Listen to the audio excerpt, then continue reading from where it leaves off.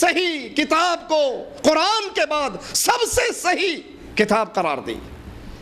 ایک طرف ان ساری ہستیوں کو سامنے رکھ لیں اور ایک طرف سید مودودی صاحب کے اس فتوے کو بھی سامنے رکھ لیں کہ ان میں سے کوئی شریف بندہ نہیں ہے. شریف آدمی یہ کہہ ہی نہیں سکتا کہ اس میں جتنی حدیثیں ہیں وہ ساری صحیح ہیں. تفہیمات کے اندر اعلان فرماتے ہیں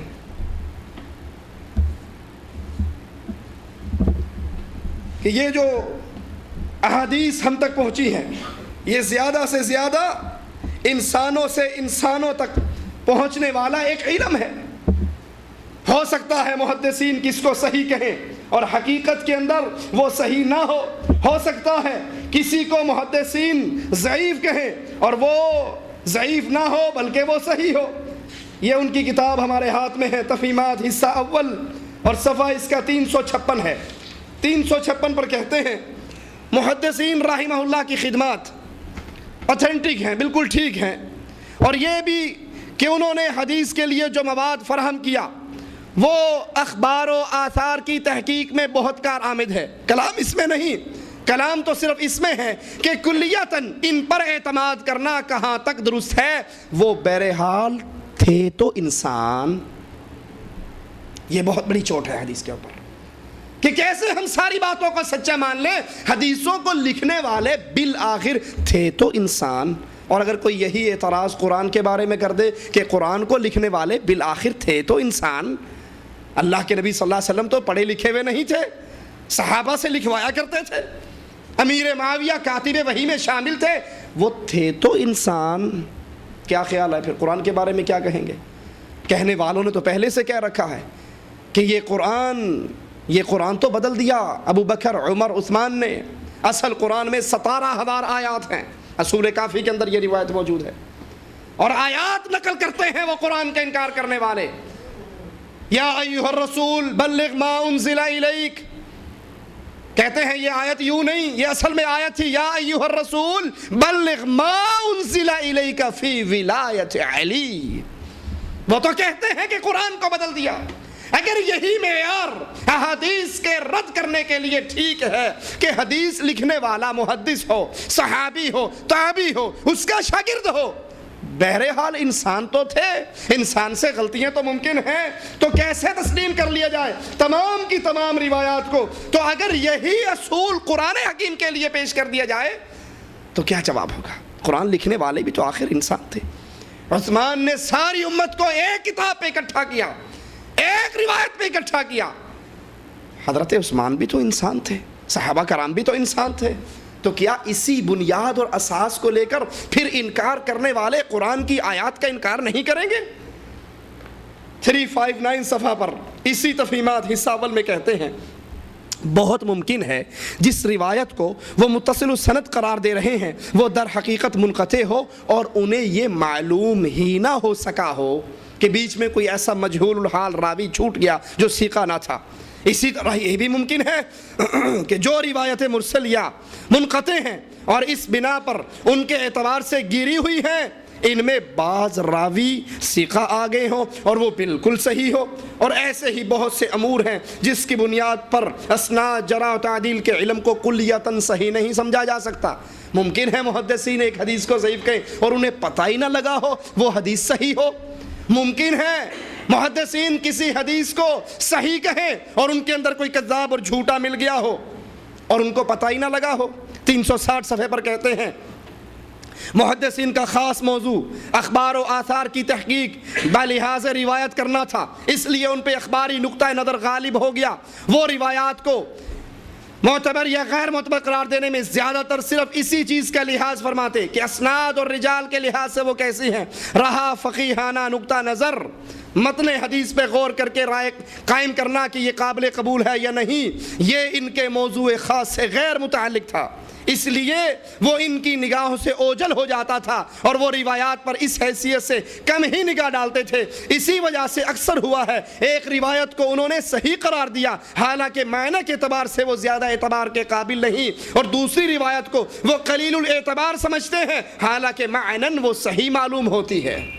ایک حدیث کو وہ صحیح کہتے ہیں لیکن ہمیں وہ صحیح نہیں لگتی، اور ایک کو وہ غلط کہتے ہیں لیکن جب اس کے معنی کو دیکھا جاتا ہے تو وہ صحیح لگتی ہے۔ یہ فیصلہ کون کرے گا؟ اگر یہ چور دروازے کھلتے ہیں تو پھر جس کا جی آئے گا۔ بڑے بھائی پروفیسر ڈاکٹر سید طالب الرحمن حافظہ اللہ کا مناظرہ مجھے یاد آیا۔ اسلام آباد کے اندر ایک شیعہ سے مناظرہ ہو رہا، تو بھائی نے کہا کہ شیعہ قرآن کی تحریف کے قائل ہیں؟ کہنے لگا نہیں، ہم تو قائل نہیں ہیں، ہم تو اسی قرآن کو سچا مانتے ہیں۔ بھائی نے کہا تمہاری کتاب کے اندر 17,000 کی روایات موجود ہے رسول کافی میں؟ کہا بالکل نہیں۔ تو جب بھائی نے کتاب لا کے اس کے منہ کے سامنے کی تو کہنے لگا یہ ضعیف ہے۔ بھائی نے کہا ٹھیک ہے ماشاءاللہ، آپ کلام کرو، اس کی روایت پہ کلام کرو، اس کی سند پہ کلام کرو۔ کہا لا لا لا لا، وہ کہتا عراقی شیعہ تھا، وہ کہنے لگا ایسے نہیں، سمجھے نہیں تم ہمارا نظام اہل سنت والا نظام نہیں ہے، ہمارے ہاں سندن یہ روایت صحیح ہے، عقلاً یہ روایت ضعیف ہے، ہماری عقل میں نہیں آتی، ضعیف ہے۔ کیونکہ اگر سند پہ کلام کرنے لگے تو ان کے پلے بچے گا کیا؟ ان کا تو 3 حصہ ویسے ہی کنڈم ہو جائے گا۔ انہوں نے کہا نہیں، سندن بالکل ٹھیک ہے، اس میں کوئی راوی جھوٹا نہیں ہے، لیکن عقل نہیں مانتی اس بات کو، لہذا یہ عقلاً ضعیف ہے۔ سید صاحب فرما رہے ہیں کہ ایک روایت کو محدثین بالکل صحیح قرار دے رہے اور ہمیں وہ معنی کے اعتبار سے صحیح نہیں لگتی، اور ایک کو وہ کنڈم کر رہے ہیں، لیکن جب معنی دیکھتے ہیں تو معنی کے اعتبار سے وہ بالکل صحیح لگتی ہے۔ اب وہ کسوٹی کون سی ہے جس سے پرکھا جائے کہ محدثین نے تو ضعیف کہہ دی، من گھڑت کہہ دی، لیکن یہ من گھڑت نہیں، بالکل صحیح ہے؟ کہتے ہیں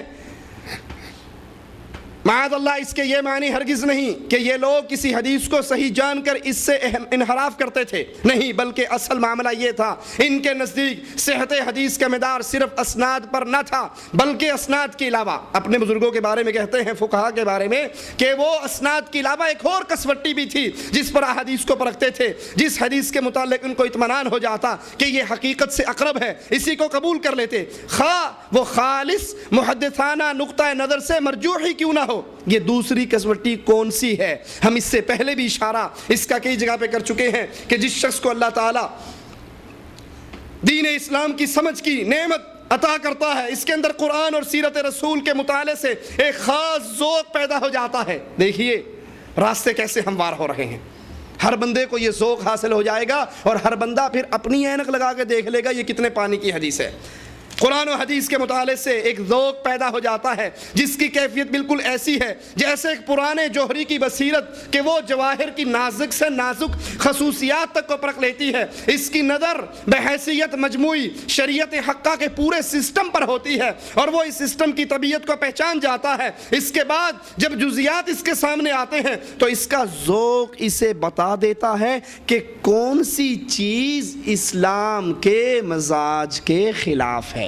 حدیث سامنے آئے گی وہ بتا دے گا نہیں یہ عقلاً ضعیف ہے، بات تو ٹھیک محدثین نے اس کو صحیح کہا، لیکن اس کا اندر سے ذوق بول کر بتائے گا کہ نہیں یہ اسلام کی طبیعت کے مناسب نہیں ہے، اور بعض چیزوں کو وہ اسلام کی طبیعت کے مناسب سمجھے گا۔ روایات پر جب وہ نظر ڈالتا ہے تو ان میں بھی یہی کسوٹی رد و قبول کا معیار بن جاتی ہے۔ اسلام کا مزاج عین ذات نبوی کا مزاج ہے۔ جو شخص اسلام کے مزاج کو سمجھتا ہے، جس نے کثرت کے ساتھ کتاب اللہ اور سنت رسول اللہ کا گہرا مطالعہ کیا ہوتا ہے، وہ نبی اکرم کا ایسا مزاج شناس ہو جاتا ہے کہ روایات کو دیکھ کر، غور کیجیے ان جملوں پر، جو کثرت سے قرآن و حدیث کا مطالعہ کرتا ہے اس کا مزاج نبوی مزاج کے مطابق ہو جاتا ہے، پھر وہ روایات کو دیکھ کر خود بخود اس کی بصیرت اسے بتا دیتی ہے ان میں سے کون سا فعل میرے نبی کا ہو سکتا ہے، کون سی چیز سنت نبوی سے اقرب ہے۔ یہی نہیں بلکہ جن مسائل میں ان کو قرآن و سنت سے کوئی چیز نہیں ملتی،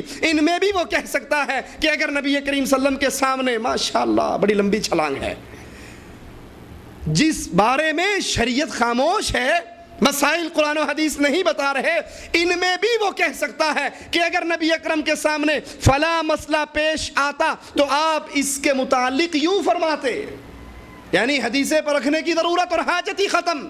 اس کا ذوق اتنا ترقی کر کے نبوی ذوق کے مطابق بن جاتا ہے، اب اس کے سامنے کوئی مسئلہ پیش کرو، قرآن و حدیث میں دلیل اس کے سامنے موجود نہیں ہے، وہ فوراً کہہ دیتا ہے کہ اگر یہ مسئلہ میرا ذوق یہ بتا رہا ہے، اگر یہ مسئلہ رسول اللہ صلی اللہ علیہ وسلم کے سامنے پیش کیا جاتا آپ اس کے جواب میں یوں کہتے، آپ اس کا فیصلہ یوں فرماتے، یہ اس لیے اس کی روح محمدی میں گم، اس کی نظر بصیرت نبوی کے ساتھ متحد ہو جاتی ہے، اس کا دماغ اسلام کے سانچے میں ڈھل جاتا ہے اور وہ اسی طرح دیکھتا اور سوچتا ہے جس طرح اسلام چاہتا ہے کہ دیکھا اور سوچا جائے۔ اس مقام پر پہنچ جانے کے بعد انسان اسناد کا بہت زیادہ محتاج نہیں رہتا، وہ اسناد سے مدد تو لیتا ہے مگر اس کے فیصلے کا مدار اس پر نہیں ہوتا۔ وہ بسا اوقات ایک غریب، ضعیف، منقطع السند، مطعون فی حدیث کو بھی لے لیتا ہے، اس لیے کہ اس کی نظر اس افتادہ پتھر کے اندر ہیرے کی جوت کو دیکھ لیتی ہے، اور بسا اوقات وہ ایک غیر شاذ متصل السند مقبول حدیث کو بھی ترک کر دیتا ہے، اس لیے کہ اس جامع ذری میں جو مادہ مانوی بھری ہوئی ہے وہ اسے طبیعت اور مزاج نبوی کے مناسب نہیں لگتا۔